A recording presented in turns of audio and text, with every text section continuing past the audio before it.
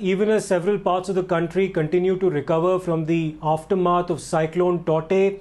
Cyclone Yaas, which is now originating in the Bay of Bengal, is expected to make a landfall on the 26th of May and is likely to affect parts of Northern Odisha as well as some parts of West Bengal. Cyclone Yaas is likely to intensify into a very severe cyclone and may make a landfall on the 26th of May in parts of Bengal and certain districts of Northern Odisha. Unlike Tauktae, this is a cyclone that has originated in the Bay of Bengal. We're joined by Tamal for more inputs on this story. Tamal, what is the Met Department saying with regards to Cyclone Yaas and its likelihood of intensifying in the next couple of days? And what are the areas likely to be affected so that state governments can begin their preparation to shield their citizens from the effects of the cyclone? Well, it's been little more than a year that the Amphan, Super Cyclone Amphan had happened, and during Super Cyclone Amphan, the Met Department was very close with their prediction as where the exact landfall would happen and what would be the extent of damage like. But this time, we are still expecting a final confirmation from the Met Department, something which is expected by today evening.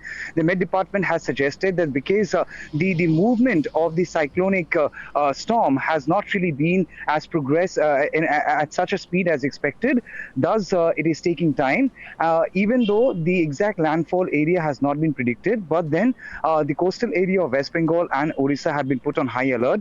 The state government of West Bengal and the state government of Odisha have issued advisory for fishermen to be back to the land and not to venture into the sea any further. There is a change in weather. The depression which has started forming is showing signs of change in the weather. The overcast sky is an indication that something is about to happen. But then at this point in time, yes, the Met Department has predicted that on 24th and 25th, because of the low depression, there would be heavy rainfall and also moderate rainfall in several parts of West Bengal and also in several parts of Odisha. The areas which have been highlighted to be on the high alert are South 24 Parganas, North 24 Parganas, East Midnapur of the state of West Bengal, and the entire coastal area of Odisha, including Gopalpur and Baharampur. These are the areas which have been put on high alert. So yes, NDRF teams have been deployed. We know Navy has also been pressed into action just to ensure nothing majorly untoward happens. We have seen during Super Cyclone Amphan, the loss of lives had been mostly due to uprooting of trees and they falling on human beings.